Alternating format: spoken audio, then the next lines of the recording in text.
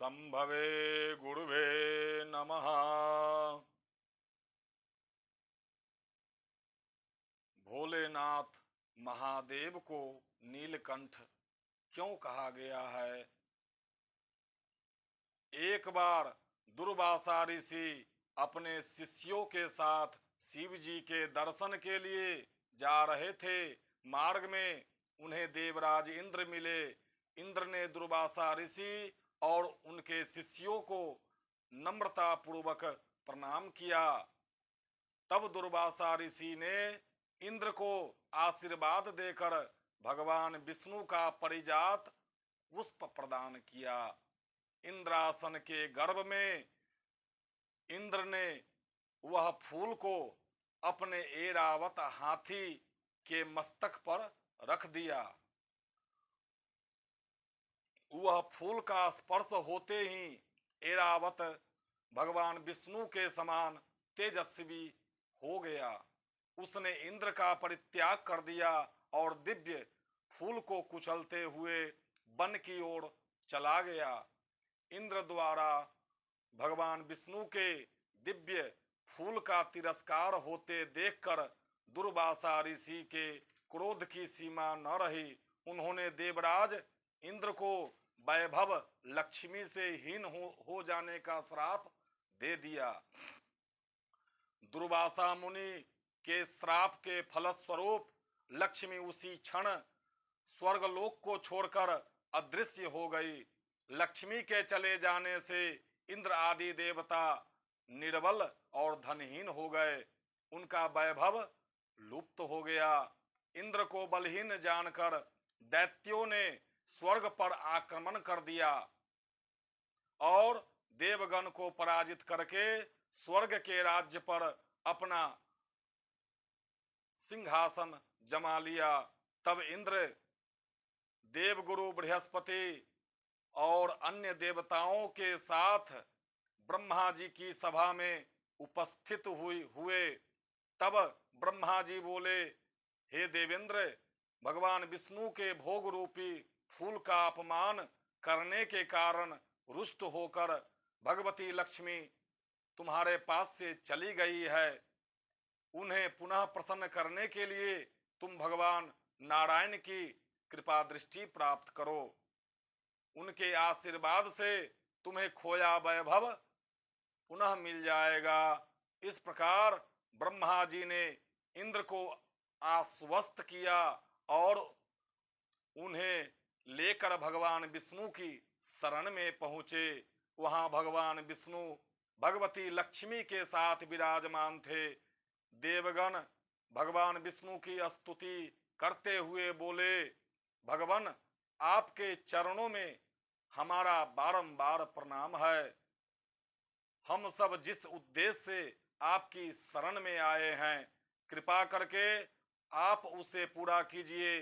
दुर्वासा ऋषि के श्राप के कारण माता लक्ष्मी हमसे रूठ गई है और दैत्यों ने हमें पराजित कर स्वर्ग पर अधिकार कर लिया है। अब हम आपकी शरण में हैं, हमारी रक्षा कीजिए। भगवान विष्णु त्रिकाल दर्शित हैं। वे पल भर में देवताओं के मन की बात जान गए। तब वे देवगण से अपने वैभव लौटाने के लिए दानवों से दोस्ती कर उनके साथ मिलकर समुद्र मंथन करने के लिए बोले। उन्होंने समुद्र की गहराइयों में छिपे अमृत के कलश और मणि रत्नों के बारे में बताया। उसे पाने से वे सभी फिर से वैभवशाली हो जाएंगे। भगवान विष्णु के कथनानुसार इंद्र सहित सभी देवता दैत्यराज बलि के पास संधि का प्रस्ताव लेकर गए और उन्हें अमृत के बारे में बताकर समुद्र मंथन के लिए तैयार कर लिया।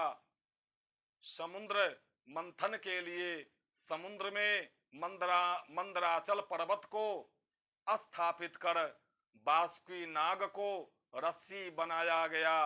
पश्चात दोनों पक्ष अमृत प्राप्ति के लिए समुद्र मंथन करने लगे। अमृत पाने की इच्छा से सभी बड़े जोश और वेग से मंथन कर रहे थे। तभी समुद्र में से कालकूट नामक भयंकर विष निकला। उस विष की अग्नि से दसों दिशाएं जलने लगी। समस्त प्राणियों में हाहाकार मच गया।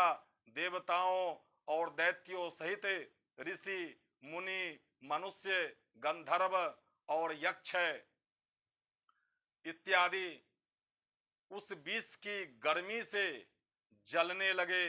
इस बात से परेशान सभी देवता और दानव हल ढूंढने विष के घड़े को लेकर भगवान शिव के पास पहुंचे। देवताओं की प्रार्थना पर भगवान शिव महादेव विष पान के लिए तैयार हो गए। उन्होंने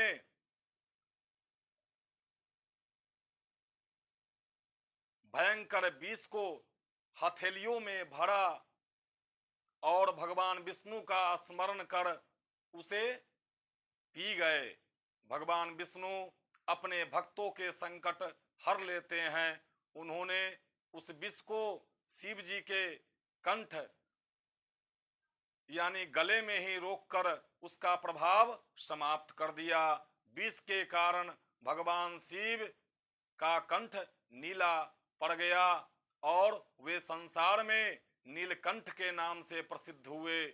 जिस समय भगवान शिव विष पान कर रहे थे उस समय विष की कुछ बूंदे नीचे गिर गई, जिनसे बिच्छू, सांप आदि जीवों और कुछ वनस्पतियों ने ग्रहण कर लिया। इसी विष के कारण ये सब जंतु विषैले हो गए। विष का प्रभाव समाप्त होने पर सभी देवगण भगवान शिव की जय जयकार करने लगे। हलाहल के बाद समुद्र से कामधेनु एक गाय प्रकट हुई। वह यज्ञ, हवन आदि उत्पन्न करने वाली थी, अतः उसे ऋषि मुनियों ने ग्रहण किया। उसके बाद उच्चैःश्रवः नामक 7 मुखों वाला एक अश्व निकला। वह चंद्रमा के समान श्वेत वर्ण का था। उसकी सुंदरता से प्रभावित होकर उसे दैत्यराज बलि ने ग्रहण कर लिया। समुद्र से श्वेत वर्ण का ऐरावत निकला। उसे अपना वाहन बनाने के लिए इंद्र ने ग्रहण कर लिया। इसके बाद कौस्तुभ नामक मणि प्रकट हुई। उसे विष्णु भगवान ने धारण कर लिया। समुद्र मंथन से कल्प वृक्ष तथा अनेक सुंदर अप्सराएं भी प्रकट हुई। इनके बाद ऐश्वर्य और भोगों की देवी माता लक्ष्मी प्रकट हुई। वे भगवान नारायण की नित्य शक्ति है। देवी लक्ष्मी समुद्र की पुत्री के रूप में उत्पन्न हुई थी। उन्होंने प्रकट होते ही भगवान विष्णु को वरमाला डालकर पति रूप में स्वीकार कर लिया। अंत में समुद्र से एक दिव्य पुरुष प्रकट हुए। दिव्य वस्त्र आभूषणों से सुशोभित दिव्य पुरुष श्री विष्णु के अंशावतार और आयुर्वेद के प्रवर्तक वैद्य धनवंतरी थे। उनके हाथों में अमृत से भरा कलश था। उन्हें देखकर दैत्यों ने समुद्र मंथन छोड़कर उनसे अमृत का कलश छीन लिया। तब भगवान विष्णु ने मोहिनी अवतार धारण करके देवताओं को अमृत पान करवाया। इस प्रकार सभी देवता वैभव से संपन्न होने के साथ साथ अमृत पान कर अमर हो गए। नमः पार्वती पतये हर हर महादेव। यह कथा श्रवण करने के बाद कमेंट में महादेव का नाम जरूर लिखें और यह चैनल अच्छा लगे तो लाइक करें, शेयर करें और सब्सक्राइब जरूर कर दे दोस्तों। जय महादेव।